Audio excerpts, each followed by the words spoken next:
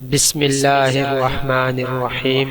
حضور نبی کریم صلی اللہ علیہ وسلم نے ارشاد فرمایا، قرآن پڑھا کرو کیونکہ قیامت کے دن یہ اپنے پڑھنے والوں کے حق میں سفارشی بن کر آئے گا۔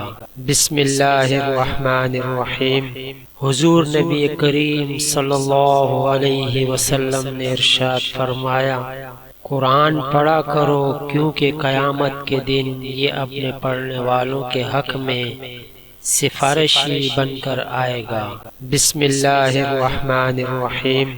حضور نبی کریم صلی اللہ علیہ وسلم نے ارشاد فرمایا، قرآن پڑھا کرو کیونکہ قیامت کے دن یہ اپنے پڑھنے والوں کے حق میں سفارشی بن کر آئے گا۔